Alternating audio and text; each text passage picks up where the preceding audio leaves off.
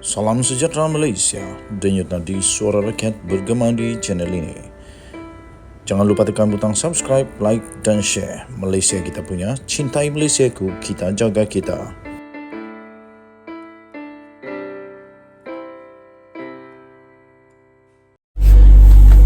Salam sejahtera Malaysia, denyut nadi suara rakyat bergema di channel ini. Hamzah Zainuddin kali ini pula kena. Hamzah Zainuddin, Ketua Pembangkang, seperti tak berfungsi dan Perikatan Nasional perlu tukar Ketua Pembangkang. Dulu saya pernah fikir juga, kenapa Muhyiddin bukan jadi Ketua Pembangkang? Kenapa perlu Hamzah Zainuddin yang perlu jadi Ketua Pembangkang? Tapi biar pikat depa lah. Hak tu hak depa. Depa nak buat apa dengan depa punya diorang punya parti, suka hati diorang lah.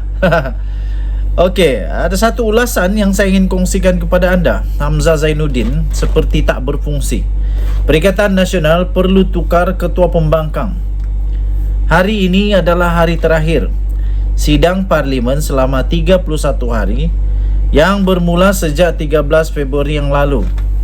Secara kebetulan hari terakhir ini jatuh pada hari Selasa, di mana seperti biasa berlangsungnya sesi soal jawab ahli-ahli parlimen dengan Perdana Menteri selama 1 jam. Antara perkara yang dijelaskan oleh Anwar Ibrahim dalam sesi tersebut pada hari ini ialah beliau menjawab soalan mengenai hasil lawatan rasmi ke China, isu vape dan isu doktor kontrak. Malangnya ketika sesi itu berlangsung tidak kelihatan kelibat Ketua Pembangkang yang juga ahli Parlimen Larut, Hamzah Zainuddin. Presiden Bersatu merangkap ahli Parlimen Paguh, Mahyadin Mat Yassin pun tiada. Presiden PAS yang merupakan ahli Parlimen Marang, Hadi Awang pun tiada. Diorang pergi mana? Tidak tahu. Menteri Komunikasi dan Digital Fahmi Fadzil yang membuat hantaran mengenai ketidakhadiran ketiga-tiga tokoh itu berkata, dengan ketiadaan mereka, Blok Pembangkang terlepas peluang untuk bertanya soalan berdepan dan bersemuka dengan Perdana Menteri. Katanya, sesi pertanyaan dengan Perdana Menteri pada setiap Selasa adalah peluang terbaik bagi Pembangkang berbuat demikian sebagai sebahagian daripada proses semak dan imbang terhadap kerajaan, ujar beliau. Lebih malang lagi kerana ketidakhadiran ketiga-tiga mereka, terutamanya Ketua Pembangkang Hamzah Zainuddin.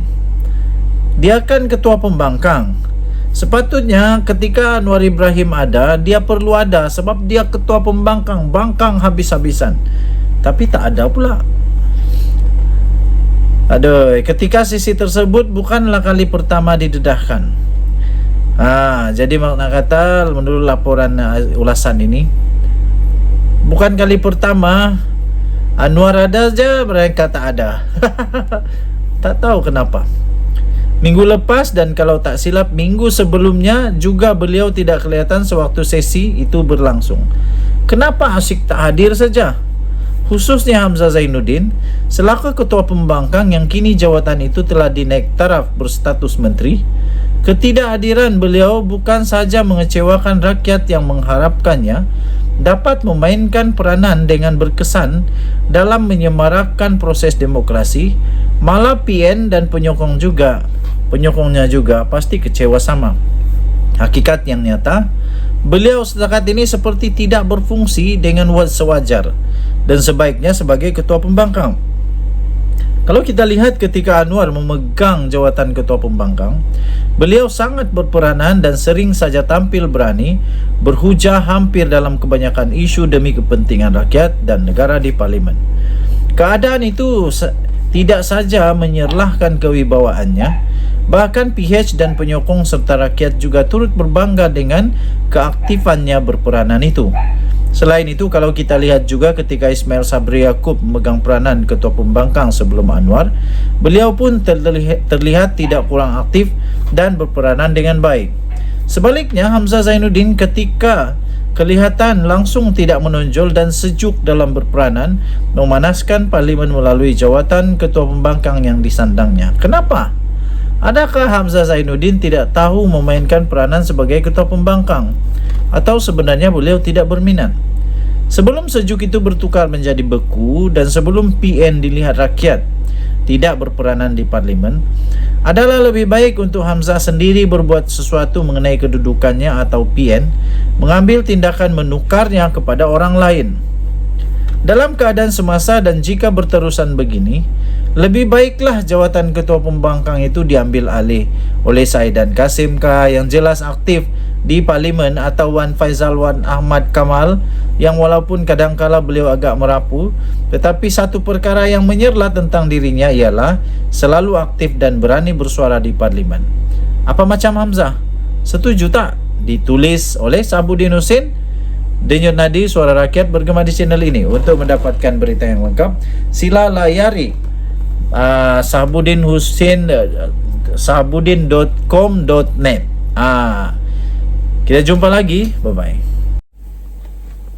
Salam sejahtera Malaysia. Denyut Nadi Suara Rakyat bergema di channel ini.